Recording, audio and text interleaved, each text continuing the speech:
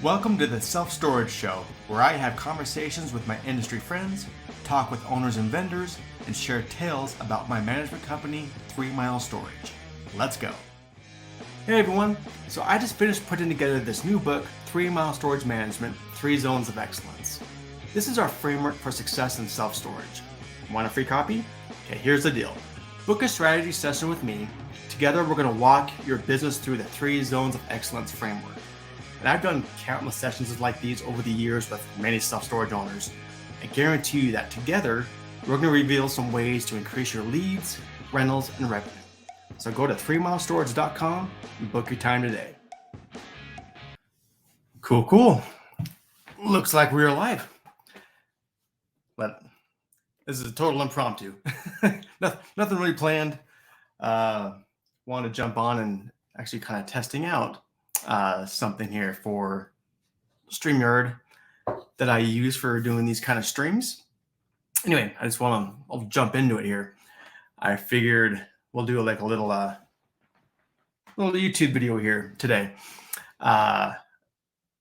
In the middle of hiring some new people, and they're coming from outside the industry, don't know much about self-storage, frankly, and they're coming on, and I'm just trying to think of ways to kind of get them, a little indoctrinated, as far as some storage history and kind of what the business is about, before we get into, the nitty-gritty of, day-to-day operations, really getting into, the specific site information.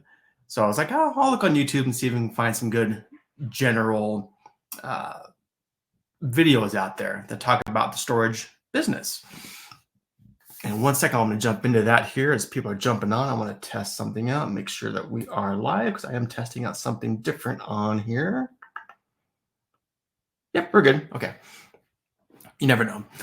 And anyway, so this kind of just a total impromptu thing. I figure, hey, we're going to go back to, remember on Friday mornings or in school, and the teacher would roll out the video, and you watch a video for that day. Hey, that's what we're going to do. But ours is on storage because we're storage nerds. So got to make the little self-storage YouTube drive-in. Got to make the background there. So I just figured, hey, why not? Well, I found a video. I haven't even watched it yet. It's like a 30-minute video, but it's from a YouTube channel called Modern MBA. So they're looking at different sectors of businesses and kind of do a little deep dive on those. And lo and behold, hey, they had one on self-storage. So I figured, hey, I'm going to watch that. I'm going to kind of vet it here in real time to see if this is something I'd like to add to what I have, new people coming into the industry and working for us to watch, just to kind of get a little more educated on the industry. So I figured, hey, why not? I'll do it in real time, throw it up here live. Whoever wants to watch live, cool. Later, they can watch the replay, but I don't know. Cross your fingers. Let's see if this thing is any, we'll see if it's any good. I have no idea. Let's find out. And feel free to make comments during it if you want to watch, make some comments. I might maybe hit pause throughout and just make my own little commentary. We'll see how it goes. In America, you don't have to travel far to encounter buildings like these. Endless rows of generic storage sheds with roll-up metal doors, no windows, and concrete walls, with each space only distinguishable by a number or lock. In the suburbs, self-storage facilities are typically single-story buildings with exterior access where people can drive up directly to the road in trucks and vans to load possessions into their storage unit. In the cities, self-storage facilities are usually multi-story buildings where the storage units are packed vertically on multiple floors with walk-in and elevator access. Self-storage facilities by design are aesthetically inoffensive and functionally bare bones. These buildings have one goal: to maximize the amount of rentable square footage by converting land into as many separate storage units as possible. For some facilities, their storefronts are as compact as the storage units themselves, with cubicle-sized offices with a single window to interact with customers like a fast food drive-thru. Other facilities have hotel countertops and a few desks, but no matter the office arrangement, self-storage facilities all over America are universally manned by skeleton crews of no more than 1 or 2 individuals. Beyond small branding differences like logos and the color of the doors, Self-storage facilities are fundamentally the same no matter the state or the company. They all offer the same hard product, a private storage unit for you to put your stuff in, whether it's clothes, appliances, equipment, inventory, furniture, or even a car or boat. What you put into your storage unit is largely your own business, whether that's family heirlooms or $80 million in cash. So long as it doesn't cause a nuisance and you pay rent every month, no one will ask or look too closely. Self-service storage, by and large, is an American phenomenon. While self-storage facilities exist in Europe and Asia today, that business overseas does not come close to the scale and demand that has occurred in the United States over the past 2 decades. Western consumerism is nothing new, but when 300 million Americans have so much stuff that they need 50,000 facilities and 2 billion square feet of extra storage, and in comparison, Europe, a continent of 750 million people, are doing just fine with 120 million square feet of storage across 5,000 facilities, it certainly puts American overconsumption in perspective. In a time where the economy is contracting, institutional and retail investors are looking for defensive businesses that deal in essentials. Self-storage companies have become attractive as stable, recession-proof, lean real estate businesses where cash flows in every month, overhead is minimal, and customers literally do all the heavy lifting themselves. Self-storage is a direct monetization of American overconsumption, so any bet on the industry is a bet that Americans will keep buying so much stuff that they'll always need to rent extra space to store it. In this episode, we'll cover the business of self-storage, how the industry's success rides on the death of the American dream, and how this all relates to skyrocketing home prices, wage stagnation, and inflation, and how one company has remained the uncontested industry leader since the 1990s. When it comes to analysis, real estate businesses are usually not very interesting. They tend to boil down into 2 factors, timing and capital. If you had all the wealth back then you too would have bought out all the prime land in New York City or all the beachfront lots in Los Angeles and Miami when they were first on sale centuries ago. There is a reason why those properties rarely come onto the market, as they're typically passed down within families from generation to generation. Anyone can recognize the value of a Malibu mansion, an apartment in Soho, or a commercial building on Newberry Street. The attractiveness and appreciation generated by real estate in the hottest neighborhoods or in the most luxurious private beaches is timeless. In residential and commercial real estate, location is everything. And for the best locations, unless you got in at the right time, there is just never enough supply. But when it comes to self-storage, location is still important, but it's not as critical. The industry points to 5 drivers that transcend location and generate timeless demand for self-storage. These 5 drivers, known as the 5 Ds, represent major life events that justify the existence of self-storage as a business. The first is death. A self-storage unit provides a neutral ground where people can immediately store the possessions of those that have died. The emotional baggage sometimes of figuring out what to do with leftover items in the event of a death can be so heavy that for some people, paying tens or hundreds of dollars every month for storage is a small price to pay for the physical separation and mental distancing, out of sight and out of mind. The self-storage companies certainly don't mind. As long as nothing stored inside is perishable or will leak, your stuff can remain in there gathering cobwebs and dust until the end of time, so long as you pay the rent. Downsizing is the second D, when people move from larger homes to smaller homes. Whether that's parents who no longer need a big house now that their children are all grown up, or individuals who are moving to smaller residences to lower their living costs, downsizing is the most common reason of why Americans use self-storage. Because their new spaces simply won't fit as much stuff, many Americans opt for self-storage to keep less critical or seasonal possessions out of their homes, like winter clothes or kayaks. Downsizing also applies to businesses as well as individuals. Owners who are moving offices, rearranging space, or dealing with excess inventory can also go to self-storage as a place to keep items until they're needed. With the popularity of dropshipping in modern American culture, self-storage also provides valuable space to hold products in while waiting for online orders. Divorce is the third D. The United States has some of the highest annual divorce rates in the world, where nearly 50% of marriages end in divorce. In the event of a separation or a divorce, possessions that used to belong to one household now belong to 2. Self-storage provides immediate space where people can move possessions out of the shared home, or the partner that's moving out can store their stuff in until the situation is settled. Dislocation is the fourth driver of self-storage, which applies to people who lose their homes or have an urgent need to relocate. It's not just losing a house through foreclosure. Natural disasters like hurricanes, fires, and tornadoes all drive business, as people whose homes or neighborhoods have been destroyed need secure space to store whatever they have left. While people tend to think first of relocation as work purposes for private companies, the public sector and American military also play a sizable role in self storage. Enlisted servicemen and servicewomen who must travel out of state or out of country for training or deployment need places off base to store their belongings. 2% of all self storage units in America are leased to military personnel. Decluttering is the fifth driver of self storage. Even with the trend towards remote work, there are still segments of people who are choosing not to move to places with lower cost of living or to downsize. Because the 9 to 5 is now taking place in a bedroom or in a kitchen, these people need more space than ever before to make their home viable for living and working. So while these individuals aren't downsizing or relocating, they're still leaning on self storage to store all the stuff that's taking up space in their existing homes, hence decluttering. While the 5Ds provide a nice framework for covering all the possible major events that would trigger demand in self storage, the underlying implication is a little too specific.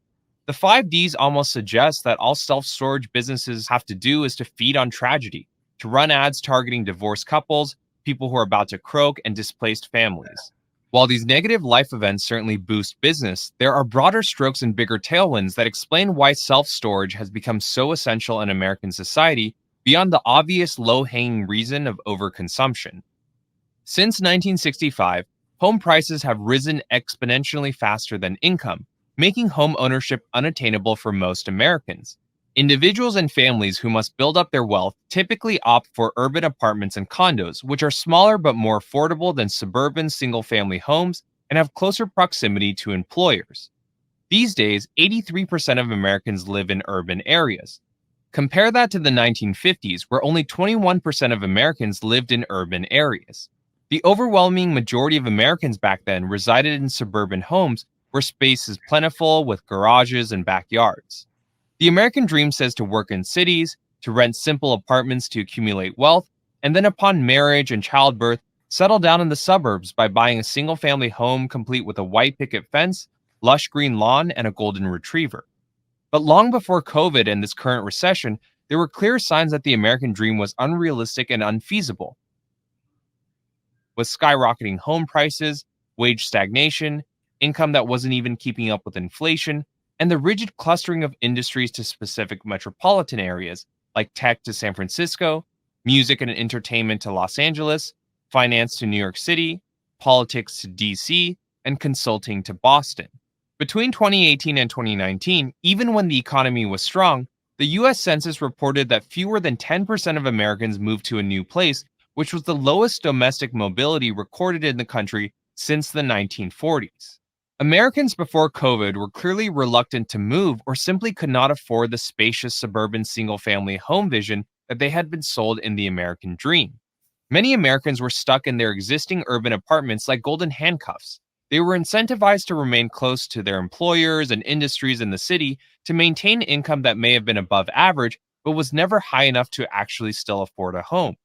Moving to the suburbs would have been only beneficial for mature, established veteran workers. For the less experienced or less established working professional, living in the suburbs would be professional self-sabotage, as the greater distance from work, from employers, coworkers, and offices would be negatively reflected in the loss of earnings and job opportunities. If we tie all these threads together, the American dream, wage stagnation, the clustering of industries and employers to specific metros, the rising home prices, it makes sense why 83% of Americans today have ended up living in urban areas with less space than ever before, and it's not necessarily by choice. Businesses follow where people are, and as urban areas have become more densely populated, rents go up, and as people stay in any area longer, they naturally accumulate more furniture and possessions. But when urban areas get hit with higher rents, people naturally try to fit more roommates into their apartments to make the rent more tolerable, which means less space for possessions. Another possibility is that as more people recognize that the American dream is just a dream and that they'll never get to the suburbs, they stop putting their lifestyle on hold for that white picket fence single family home. They go out and they live their life in spite of all the constraints of big city life, and they lean on self storage for space to accommodate those hobbies and belongings. This is why urban areas like Los Angeles, New York City, San Francisco, Chicago, Seattle, and Miami consistently rank as the top markets where self storage demand is at its highest and rental rates are at their most expensive. While this covers why American demand for self storage is so strong beyond the obvious culprit of overconsumption, we have to also understand the supply side economics. Space is hard to come by in any city around the world, not just America.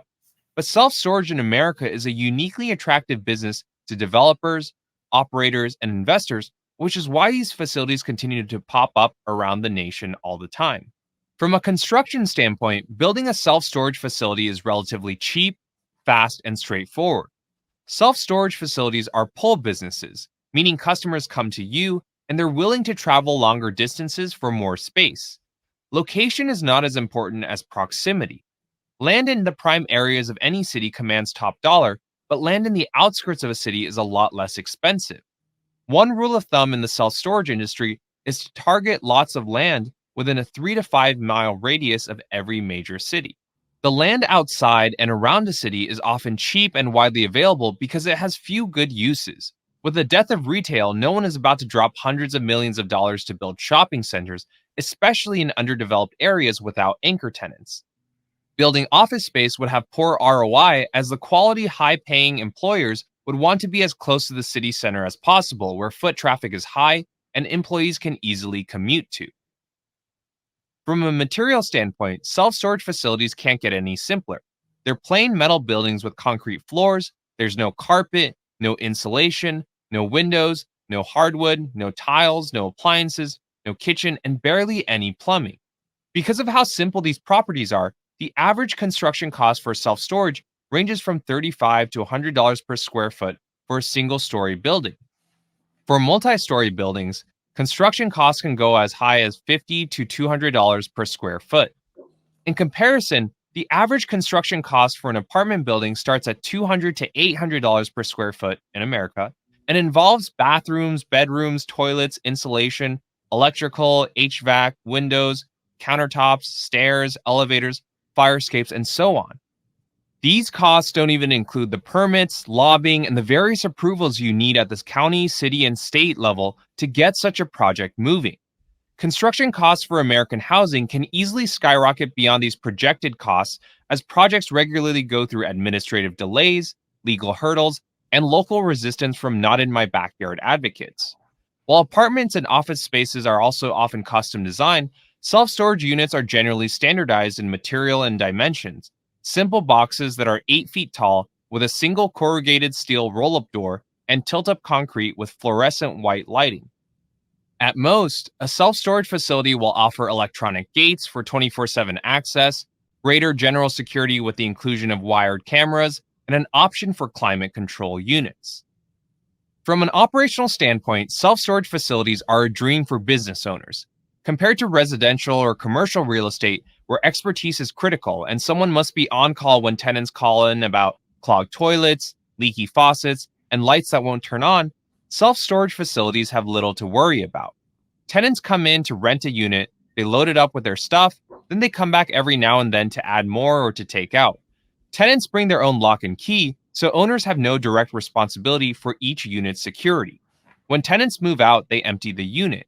If the tenant doesn't pay their rent, the owner can just empty out the unit, auction off the items that are remaining inside, and then rent the space out to someone else. There's nothing for a tenant to damage or for an owner to paint over upon their move out. Everything is literally concrete. Self-storage facilities just need one person on staff to handle paperwork and to answer questions from prospective tenants. Just fill the units with tenants, and you can reach a basic level of profitability with very little expertise required. One owner could manage this entire operation themselves. Running a gas station, in comparison, requires more mental and physical ability than running a self-storage facility. Self-storage facilities rely on software to automate away the day-to-day paperwork, administrative overhead, account management, inventory tracking, and billing complexities. It's become the industry norm for self-storage companies to have websites where customers can go to pay rent every month, opt into subscription billing, reserve units, and sign or cancel leases all through their phone or computer. Even though many operators and their employees are not the most computer-savvy individuals, software and e-commerce have become a critical piece to the self-storage business model. On the e-commerce front, Shopify is a leader in the space and is the sponsor of this episode. Shopify is a commerce platform that's easy to use and offers anyone, regardless of their technical ability and experience, to start, grow, and manage their business. Shopify allows anyone to sell online, in person, and on all major social platforms. All right, let's skip this little sponsored thing here. Knew that was coming. Episode possible. While self-storage facilities all sell themselves as flexible short-term rentals where you can conveniently store items for as short as a month, the reality is that self-storage is more set and forget than in and out when it comes to usage. The average time in which someone rents out a single storage unit in America is 30 to 40 months. When people rent out self-storage, even if they say, hey, we'll get rid of all this stuff one day, it tends to stay there for years. So cheap land, straightforward construction, fast development, little maintenance, operable by a single person, long stays, and a set and forget tenant mentality makes for a very attractive real estate business. Despite the strong economics of self-storage, the industry today remains highly fragmented and privatized in America, just like funeral homes, which we covered in Season 1. Of the 50,000 self-storage facilities in the United States, over half are run by individual, private owner-operators. Because of how inexpensive and straightforward the business is, the barriers to entry in the self-storage industry are low. There are 5 major public companies that operate in self-storage: Public Storage, Extra Space, CubeSmart, National Storage Affiliates, and Life Storage. Together, these 5 corporations, even with the capital of the public markets, only own 19% of all self-storage facilities in the United States. Because their business models are identical, we'll focus on the industry leader. Public Storage, who's best known for their iconic orange branding, is the largest self-storage company in the United States, who single-handedly owns 9% of all self-storage space in America. The fact that 9% is considered the lion's share certainly puts into perspective just how fragmented this industry is. Public Storage today owns a little less than 2,800 facilities nationwide, and that represents just 6% of all self-storage facilities in the country, but it's still a multi-billion-dollar corporation. If we rewind all the way back to the Great Recession, Public Storage has grown its revenue on average 6% every year for the past 13 years, going from $1.68 billion in 2008 to $3.4 billion in 2021. The company has 2 primary income streams, and the first is rental income. The rent that tenants pay every month to store something at a Public Storage unit is the biggest contributor, accounting for 94% of the top line for the past decade. Ancillary income is the company's cross-sell motion. All Public Storage facilities offer a convenient supply of cardboard boxes, bubble wraps, mattress bags, furniture covers, and other moving material available for individual purchase. Insurance sales are the biggest contributor to ancillary income.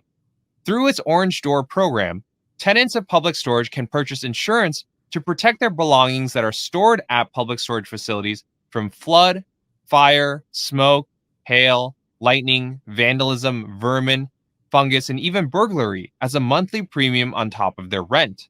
But despite the company's best efforts over the years, its cross-sell motion has played a small role, representing only 6% of revenue over the past 13 years.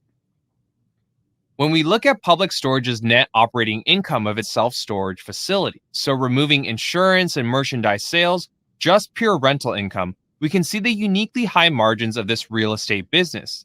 Net operating income is a metric specific to the real estate industry that measures a property's operating profitability. It takes the revenue directly generated by that property and deducts all essential operating expenses. It doesn't account for tax, capital expenditures, depreciation, loans, or mortgages. Where traditional companies use EBIT, real estate businesses use NOI. When we look at Public Storage's operating income of its self-storage facilities, we see some really amazing margins, the kind of juicy double-digit gross margins that SaaS tech companies boast about. For Public Storage, the cost to operate self-storage facilities, counting payroll, property managers, repairs, maintenance, marketing, advertising, and property taxes combined, makes up just a third of all the income they bring in. In a traditional service or product business, human labor alone typically accounts for a third of revenue, while sales and marketing would make up the other third.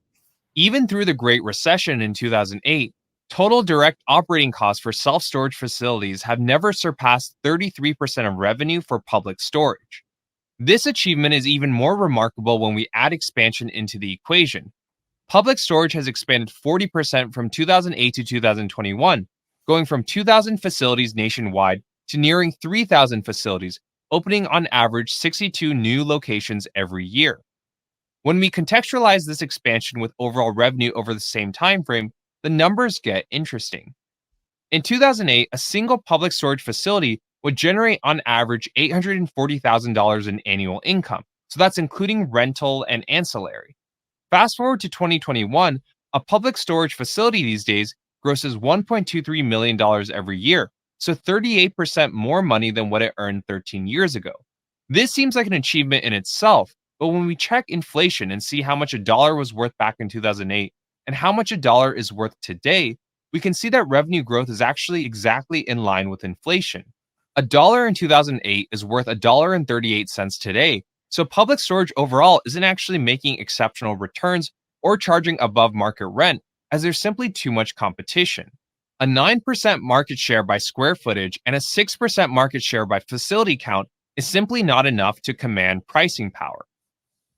Expansion in a low barrier industry is always risky due to cannibalization and saturation, but to the company's credit, there's not been any drop in earnings.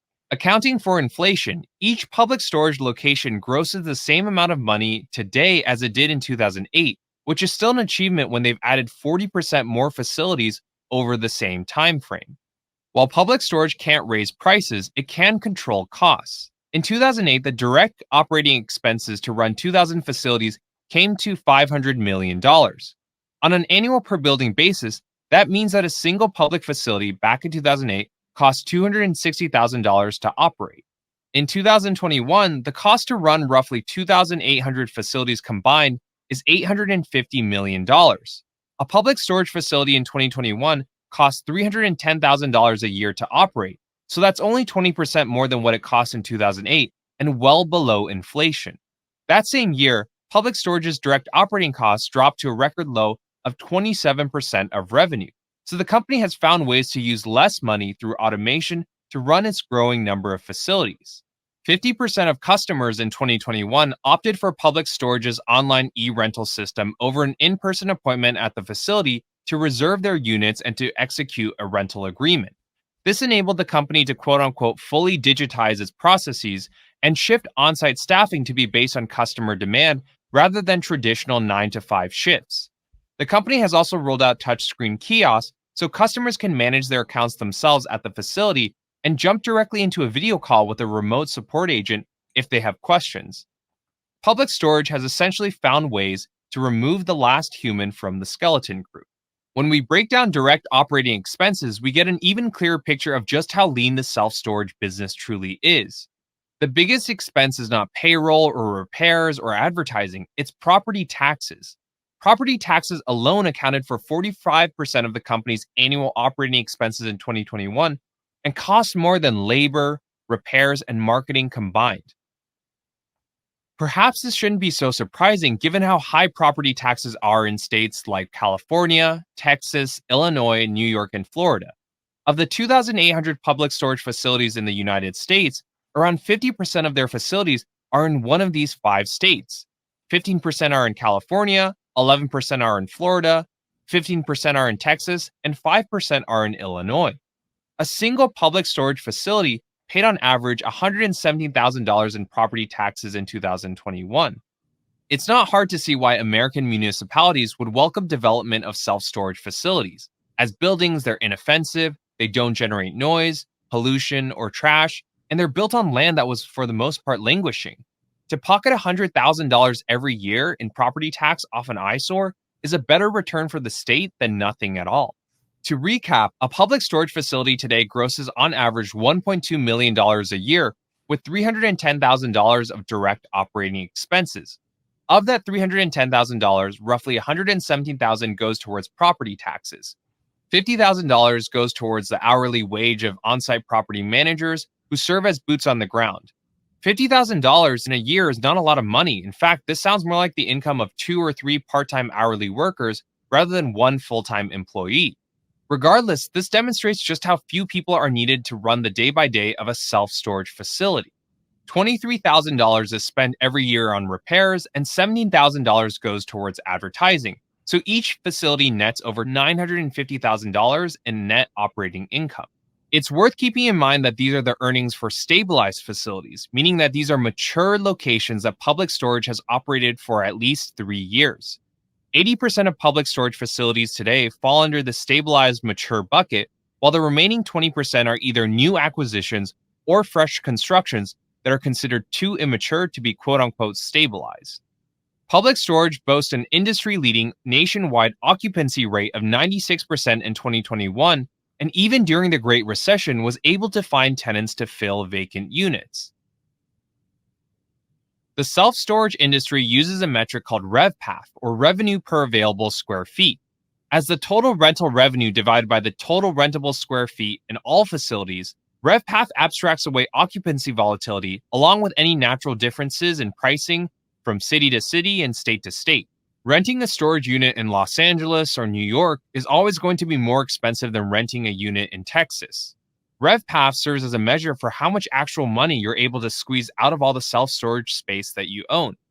Public Storage's RevPAF has remained in line with inflation over the past 13 years, growing from $13.06 in 2008 to $18.75 in 2021.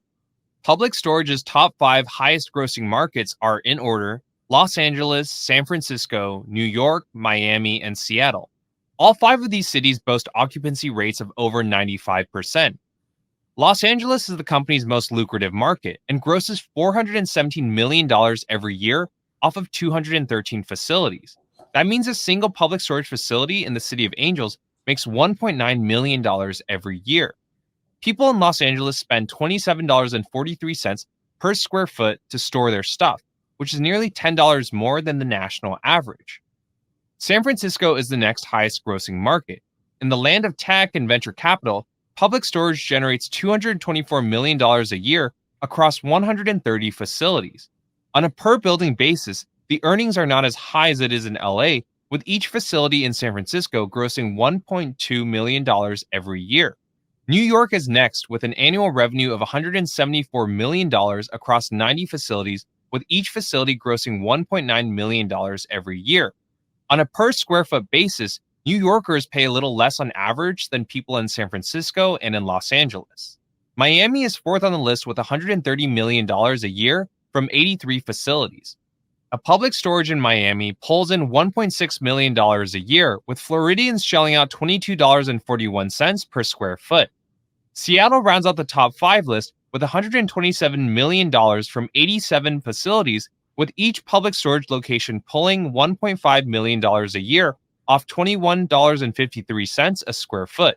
But the highest grossing markets are not necessarily the most profitable. Los Angeles brings in the fattest returns with NOI margins of 83%, San Francisco is second at 82%, Seattle is third at 79%, Miami is fourth at 77%, and New York ranks below the nationwide average margin at 72%. With all these highlights and a low barrier to entry, self-storage seems like a slam dunk business. But expansion needs to be strategically timed and capital needs to be deployed effectively. Unlike tech, real estate is not a business where the biggest pockets and highest burn rate wins out every time. What's most impressive about Public Storage beyond its core business and execution is the amount of due diligence its management goes through to vet expansion opportunities. No one would have questioned if Public Storage chose to maximize its credit lines, wield the full power of its balance sheet, and outpace its competitors to scale as fast as possible and to blanket the country with orange. Yet, in every earnings call for the past several years, the company's leaders show tremendous restraint and reveal a few nuggets as to what they see and hear around the industry. By keeping a finger on the pulse of each stakeholder, Public Storage knows when to pounce. When capital was cheap and easy to come by between 2014 to 2018, Public Storage watched patiently from the sidelines as developers and owner-operators overbuilt self-storage facilities around the country, which directly resulted in an oversupply in 2019. Independent operators who thought self-storage would be easy money ended up slashing rental rates and increasing operating expenditures to achieve occupancy, but they couldn't reach long-term stability with their properties. With obvious signs of saturation, it became harder for developers to get construction loans from lenders for self-storage projects, but even harder to find buyers. When COVID hit the following year, many operators wanted to sell, but without good deals in hand, they chose to refinance to bring down lending costs. Now, out of COVID in 2021, these private owner-operators have largely given up trying to stabilize these properties by themselves and are looking for an exit.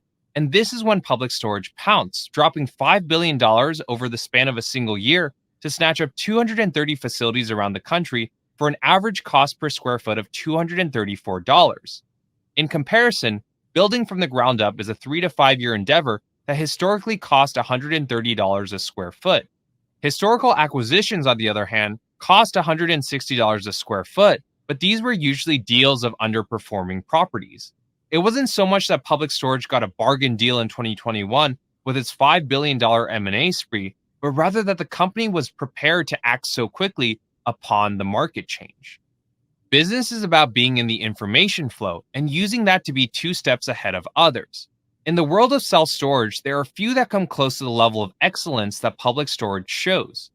Self-storage is a billion-dollar real estate business that rides on not just overconsumption, but also the death of the American dream. So long as home prices outpace income, wages remain stagnant, and employers continue to cluster in cities, the majority of Americans will continue to be living in urban areas where space is a luxury. If the recession does take a turn for the worse, companies continue cutting back, and remote work takes precedence, the incentives that tie Americans to urban areas and force working professionals to remain close to employers may ultimately change for the better. But no matter which way this wind blows in the coming years, one constant is sure to remain. Americans will always have too much stuff.